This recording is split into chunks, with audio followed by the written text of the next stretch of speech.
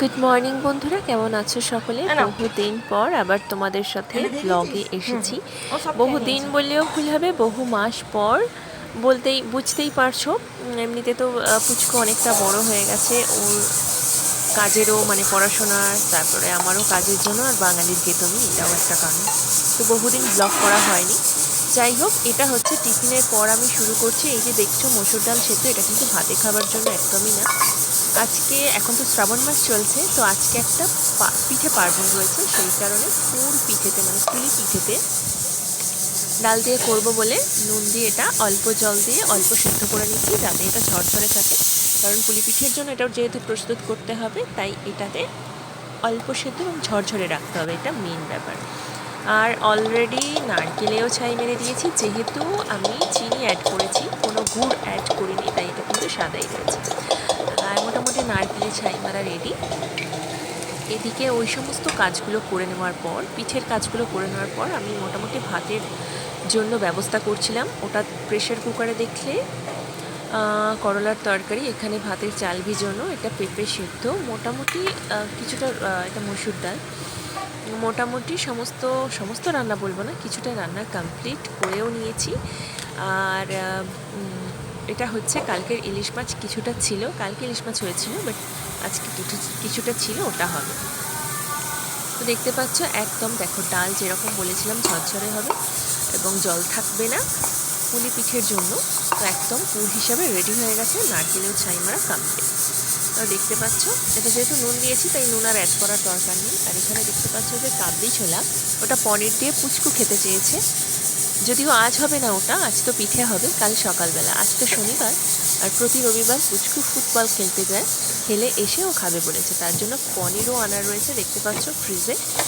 এই দেখো, পনির দিয়েই ও খাবে বলেছে, তাই পনিরটা আগে ভাগেই আনিয়ে রেখেছি, কারণ কাল সকালেই যেহেতু খাবে, কাল সকালে তো পনির কিনতে পারা মুশকিল, তাই আজ সকাল থেকেই এর ব্যবস্থা করে রেখেছি। এখানে দেখতে পাচ্ছ ইলিশ মাছটাও ভাজা ভাজা হয়েই গেছে, প্রায় উল্টে পাল্টে দিচ্ছি এবং নামিয়েও নেব, হয়েই গেছে মোটামুটি। আর প্রেশার কুকারে দেখতে পাচ্ছ শাকের চচ্চড়ি হচ্ছে, ইলিশ মাছের মাথাটা দিয়ে শাকটা করব। এখানে ভাতের জল বসিয়ে দিয়েছি এবং চালও দিয়ে দিয়েছি, এটা ফুটতে সময় নেবে। আর চাকাগুলো ভাজা হয়ে গেছে, এখন মুড়োগুলো ভাজবো, দেখতেই পাচ্ছ।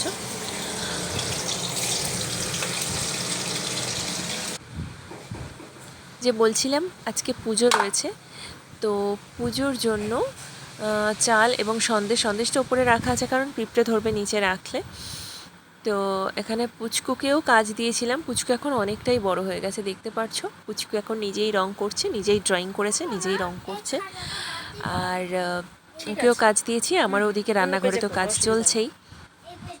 এখানে বইপত্র, হ্যাঁ যাও, এদিকে বইপত্র মেলা রয়েছে, সকালে পড়ছিল। এদিকে দেখো মাছ ভাজা কমপ্লিট, এটা ইলিশ মাছের একটু তেল বেরিয়েছে, এটা পলতার ডালনা, কচু টচু দিয়ে, বড়ি দিয়ে, পেঁপে দিয়ে, কাঁচকলা দিয়ে, আলু দিয়ে, এই সমস্ত দিয়ে পলতার ডালনা। আর এটা হচ্ছে করলার তরকারি ডাঁটা দিয়ে, মানে সজনে ডাঁটা দিয়ে, বড়ি দিয়ে, এইসব দিয়ে। তো বলবে পলতা আবার করলা কেন? করলা হচ্ছে বাবার জন্য, কারণ বাবা কচু খায় না। এটা পুচকুর জন্য পেঁপে সেদ্ধ, হজমের জন্য আমি পেঁপে সেদ্ধ প্রতিদিনই প্রায় করি, পুচকুর জন্য ওটা স্পেশালি। আর নিচে দেখলে ওটা হচ্ছে মসুর ডাল, পেঁয়াজ ফোড়ন দিয়ে অলরেডি রেডি করা হয়ে গেছে। তো করলার তরকারি, পলতার ডাল, ইলিশ মাছ আর মসুর ডাল এবং শাকের চচ্চড়ি হচ্ছে ইলিশ মাছের মাথাটা দিয়ে।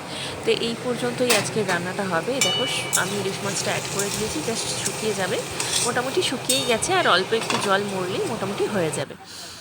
আর এখানে আমার রান্না কমপ্লিট হয়ে গেছে, আমি স্নান টান করে জামা কাপড় ছাদে দিয়ে এসে কিছুক্ষণ পর দেখছি পুচকুরও আঁকা কমপ্লিট। পুচকু এখন এই তিন থাকের ওই র্যাকটা বের করে এবং টেডিগুলো সমস্ত কিছু বের করে খেলা শুরু করে দিয়েছে। আর এখন আমি একটু রেস্ট নেব, কিছুক্ষণ পর ভাত রেডি করব। এখন আপাতত এই একটু বিছানায় গড়াচ্ছি।